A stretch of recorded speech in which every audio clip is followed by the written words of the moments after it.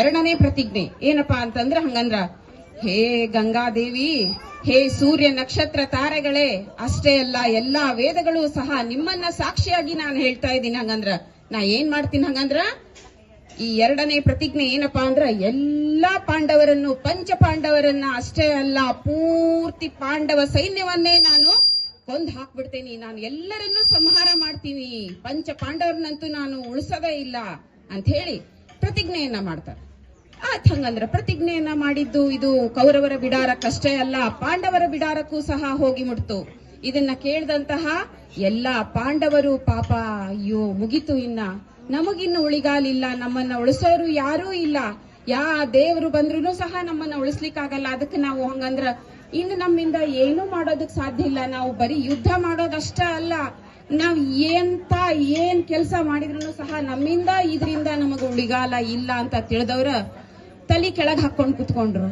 ಅದೇ ಸಂದರ್ಭದೊಳಗ ಆ ಪುರುಷೋತ್ತಮ ಹಾಗೆ ಅಲ್ಲ, ಅಷ್ಟೇ ಅಲ್ಲ, ಆ ಶ್ರೀಕೃಷ್ಣ ಪರಮಾತ್ಮ ಏನ್ ಮಾಡ್ದ, ಈ ಪಾಂಡವರ ಬಿಡಾರಕ್ಕೆ ಬಂದ. ಪಾಂಡವರ ಬಿಡಾರಕ್ಕೆ ಬಂದಾನ, ಸಾಮಾನ್ಯವಾಗಿ ಯಾವುದೇ ದೇವರೇ ಬರ್ಲಿ, ಯಾರೇ ಆಚಾರ್ಯ ಬಂದಿದ್ರು, ಬಂದ ತಕ್ಷಣ ನಾವೆಲ್ಲರೂ ಎದ್ದು ಹೋದ್ವಿ, ನಮಸ್ಕಾರ ಮಾಡಿದ್ವಿ, ನೋಡಿದ್ವಿ. ಅಂತ ಪುರುಷೋತ್ತಮ ಬಂದಾನ ಶ್ರೀಕೃಷ್ಣ. ಅಷ್ಟೇ ಅಲ್ಲ, ಪಾಂಡವರನ್ನಂತೂ ಅವನನ್ನ ದೇವರ ಸ್ವರೂಪವಾಗಿ ಪೂಜಿಸ್ತಾರ. ಅಂತದ್ದು ಬಂದಂತಹ ಆ ಶ್ರೀಕೃಷ್ಣ ಪರಮಾತ್ಮನನ್ನ ಯಾರೂ ಹೊಳ್ಳಿ ಸಹ ನೋಡ್ತಾ ಇಲ್ಲ. ಎಲ್ಲರೂ ಪಾಂಡವರು ಕೆಳಗ್ ಹಾಕೊಂಡು, ತಲೆ ಕೆಳಗ್ ಹಾಕೊಂಡು ಸುಮ್ಮನೆ ಕೂತ್ಬಿಟ್ಟಾರ. ಏನ್ ಮಾಡೋದು ಹಂಗಂದ್ರ, ಮುಗಿತು ನಮ್ದಿನ್ನ ಅಂತ ಹೇಳಿ. ಆದ್ರ ಶ್ರೀಕೃಷ್ಣ ಏನ್ ಮಾಡ್ದಪ್ಪ ಅಂತಂದ್ರ, ಹೇ ದ್ರೌಪದಿ ಬಾ ಇಲ್ಲೇ ಅಂತ ಕರೆದ್ ನಾನು. ಅವಾಗ ದ್ರೌಪದಿ ಹೆಂಗ್, ಈಗ ನಾವು ಹಿರೇ ಮನುಷ್ಯರು ಯಾರ ಕರೆದ್ರ ಒಮ್ಮೆ ಹೋಗಂಗಿಲ್ಲ. ನಮ್ಮ ಮಕ್ಳಿಗೆ ಎಲ್ಲಾರು ಏನ್ ಮಾಡ್ತಾರ, ಅವಾಗ ನಿಂದೇನ್ ಹಚ್ಚಿ ಹೋಗ್, ನಾ ಯಾದಕ್ ಬರ್ಲಿ, ಹೋಗ್ ನಾ ಬರಂಗಿಲ್ಲ ಹೋಗ್ ಅಂತ ಹೇಳಿ ಏನಾರ ಒಂದು ನೆವ ಹೇಳ್ತಾರ. ಆದ್ರೆ ಆಗಿನ ಕಾಲ ಹೆಂಗಿತ್ತಪ್ಪ ಅಂತಂದ್ರೆ, ಯಾರ ಹಿರೇ ಮನುಷ್ಯರು ಯಾರ ದೊಡ್ಡವ್ರು ಕರೆದ್ರು ಸಹ ತಕ್ಷಣ ಹೋಗ್ತಿದ್ರಂತ.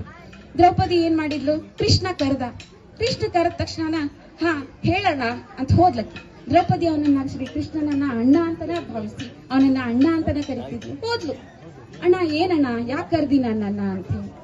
ಶ್ರೀಕೃಷ್ಣ ಏನ್ ಹೇಳ್ದ ಆಕಿಗೆ, ನೀ ನನ್ ಜೊತೆ ಬಾ ಇಲ್ಲಿ ಒಂದ್ ಸ್ವಲ್ಪ ಹೊತ್ತು ಅಂತ ಕರ್ಕೊಂಡು ಹೋದ ದ್ರೌಪದಿನ. ಎಲ್ಲಿ ಕರ್ಕೊಂಡು ಹೋದ ಹಂಗಂದ್ರಮ್ಮ, ಪಾಂಡವರ ಬಿಡಾರವನ್ನ ಬಿಟ್ಟ ಸೀದಾ ಕೌರವರ ಬಿಡಾರ ಎಲ್ಲಿತ್ತೋ ಅಲ್ಲಿ ಕರ್ಕೊಂಡು ಹೋದ. ಅದು ಅಷ್ಟೇ ಅಲ್ಲ, ಪ್ರತಿಯೊಬ್ಬರಿಗೂ ಸಹ ಒಂದೊಂದು ಕುಟೀರದಂಗ ಒಂದೊಂದು ಬಿಡಾರವನ್ನ ಮಾಡಿಟ್ಟಿದ್ರು. ಭೀಷ್ಮ ಪಿತಾಮಹರ ಬಿಡಾರಕ್ಕೆ ಕರ್ಕೊಂಡು ಹೋದ ದ್ರೌಪದಿಯನ್ನ. ಹೋಗ್ತಾ ದ್ರೌಪದಿಗೆ ಒಂದು ಮಾತು ಹೇಳಿದ್ನಂತ ಭೀಷ್ಮ ಪರಮಾತ್ಮ. ಆ ಭೀಷ್ಮ ದೇವರು ಏನ್ ಹೇಳಿದ್ರು ಹಂಗಂದ್ರ ಆ ಪಿತಾಮಹ ಅಂತಂದ್ರ, ದ್ರೌಪದಿ ನೀಗ ಏನ್ ಮಾಡಪ್ಪ ಅಂತಂದ್ರ, ನಿನ್ ಸೆರಗನ್ನ ನಿನ್ ತಲೆ ಮೇಲೆ ಮುಚ್ಕೋ, ನಿನ್ ತಲಿನ ಸೆರಗಿನಿಂದ ಮುಚ್ಕೊಂಡ್ಬಿಡು. ಅಷ್ಟೇ ಅಲ್ಲ, ನೀ ಏನ್ ಮಾಡವು ಅಂತಂದ್ರ, ನಿನ್ನ ಕಾಲಿನ ಗೆಜ್ಜೆಯ ನಾದವನ್ನ ಮಾಡು, ನಿನ್ನ ಬಳೆಯ ಸದ್ದನ್ನ ಮಾಡು. ಮಾಡ್ತಾ ನೀನೇನ್ ಮಾಡು, ಭೀಷ್ಮ ಪಿತಾಮಹರ ಬಿಡಾರದೊಳಗೆ ನೀನು ಹೋಗಿ ಅವರ ಪಾದವನ್ನ ಮುಟ್ಟಿ ನೀನು ನಮಸ್ಕಾರ ಮಾಡ್ಬಿಡು ಅಂತ ಹೇಳಿದ್ನಂತ ಕೃಷ್ಣ. ಆತು, ಕೇಳಿದ್ಲು ದ್ರೌಪದಿ. ಆತು, ನೀ ಹೆಂಗ್ ಹೇಳ್ತಿ ಹಂಗ ಅಣ್ಣ ಅಂತ ಹೇಳಿ ಹೊರಟ್ಲು. ಬಿಡಾರದೊಳಗೆ ಭೀಷ್ಮ ಪಿತಾಮಹರ ಬಿಡಾರದೊಳಗೆ ಹೋದ್ಲು. ಅಲ್ಲಿ ಬಿಡಾರಕ್ಕೆ ಹೋದಕಿ ಸೀದಾ ತಲೆ ಮೇಲೆ ಸೆರಗನ್ನ ಹಾಕೊಂಡಾಳ, ಕೈ ಬಳೆಯ ಸದ್ದನ್ನ ಮಾಡ್ತಾ, ಕಾಲೊಳಗಿನ ಗೆಜ್ಜೆಯನ್ನ ನಾದವನ್ನ ಮಾಡ್ತಾ ನಿಧಾನಕ್ಕೆ ಒಳಗಡೆ ಹೋದಕಿನ ಭೀಷ್ಮ ಪಿತಾಮಹ ಪಾಪ ಇಡೀ ದಿನದ ಯುದ್ಧದ ನೋವಿನಿಂದ ಅವರು ಪಾಪ ಮಕ್ಕೊಂಡಾರ. ಈಕಿ ಹೋಗಿ ಏನ್ ಮಾಡಿದ್ಲು, ಅವರ ಪಾದವನ್ನ ಮುಟ್ಟಿ ನಮಸ್ಕಾರವನ್ನ ಮಾಡಿದ್ಲು. ಪಿತಾಮಹರು ಮಲಗಿದಾರ, ಅವ್ರಿಗೆ ಈ ಕಡೆ ಪೂರ್ತಿಯಾಗಿ ಗಾಢವಾಗಿ ನಿತ್ತಿನೂ ಹತ್ತಿಲ್ಲ, ಇಟ್ಲ ಎಚ್ಚರ ಸ್ಥಿತಿ ಒಳಗೂ ಇಲ್ಲ. ಅಂಥ ಪರಿಸ್ಥಿತಿ ಒಳಗ ಅವ್ರು ಏನ್ ಮಾಡಿದ್ರು ಭೀಷ್ಮ ಪಿತಾಮಹರು, ಏನು ಆಕಿ ಯಾರು ಏನು ನೋಡ್ಲಿಲ್ಲ. ಯಾವ್ದೋ ದಾಸಿ ಬಂದ್ ನನಗ್ ಪಾದ ಸೇವೆ ಮಾಡ್ತಾ ಇದ್ದಾಳೇನೋ ಅಂತ ಹೇಳಿ ಆಕೆಯ ತಲೆಯನ್ನ ಮುಟ್ಟಿ ದೀರ್ಘ ಸುಮಂಗಳಿ ಭವ, ಅಖಂಡ ಸೌಭಾಗ್ಯವತಿ ಭವ ಅಂತ ಹೇಳಿ ಆಶೀರ್ವಾದ ಮಾಡ್ಬಿಟ್ರು. ಚಪ್ಪಾಳಿ ಹೊಡಿರಿ. ಪಾದವನ್ನ ಮುಟ್ಟಿ ಆಕೆ ನಮಸ್ಕಾರವನ್ನ ಮಾಡಿದ್ದಕ್ಕೋಸ್ಕರ ಭೀಷ್ಮ ಪಿತಾಮಹ ಅವಳಿಗೆ ಅಖಂಡ ಸೌಭಾಗ್ಯವತಿ ಭವ ಅಂತ ಹೇಳಿ ಆಶೀರ್ವಾದ ಮಾಡ್ಬಿಟ್ರು. ಆಮೇಲೆ ಕಣ್ ತೆಗೆದು ನೋಡ್ತಾರ, ಅಯ್ಯೋ ದ್ರೌಪದಿ ನೀನು, ಅಯ್ಯಯ್ಯೋ ನೀನಾಗಿ ಇಲ್ಲಿಗೆ ಬಂದಿಲ್ಲ, ನನಗ್ ಗೊತ್ತಾತು ನೀವೊಬ್ಬಕ್ಕೆ ಇಲ್ಲಿಗೆ ಬಂದಿಲ್ಲ, ನಿನ್ ಹಿಂದೆ ಶ್ರೀಕೃಷ್ಣ ಪರಮಾತ್ಮ ಬಂದಾನ, ಗ್ಯಾರಂಟಿ ಅವನ ಹೇಳಿ ನಿನ್ನ ಇಲ್ಲಿ ಕಳ್ಸ್ಯಾನ. ಯಾಕಪ್ಪ ಅಂದ್ರೆ ನನ್ನ ಆಶೀರ್ವಾದ, ನಾನ್ ಮಾಡಿದ ಪ್ರತಿಜ್ಞೆ ಹೇಗೆ ಸುಳ್ಳಾಗಲ್ವೋ, ನಾನು ನಿನಗೆ ಕೊಟ್ಟಂತಹ ಆಶೀರ್ವಾದನೂ ಸಹ ಸುಳ್ಳಾಗೋದಿಲ್ಲ. ನಿನ್ನ ಪತಿಯಂದ್ರನ್ನ ಉಳಿಸ್ಕೊಳ್ಳೋದಕ್ಕೋಸ್ಕರ ಆ ಶ್ರೀಕೃಷ್ಣ ಪರಮಾತ್ಮ ನಿನ್ನನ್ನ ಇಲ್ಲಿಗೆ ಕಳಿಸಿದಾನ. ಹೋಗು ದ್ರೌಪದಿ, ಹೋಗು, ನಿನ್ನ ಗಂಡಂದ್ರಿಗೆ ನಾನು ಜೀವದಾನ ಮಾಡಿದೀನಿ, ನೀ ಹೋಗು ಅಂತ ಕಳಿಸ್ದ.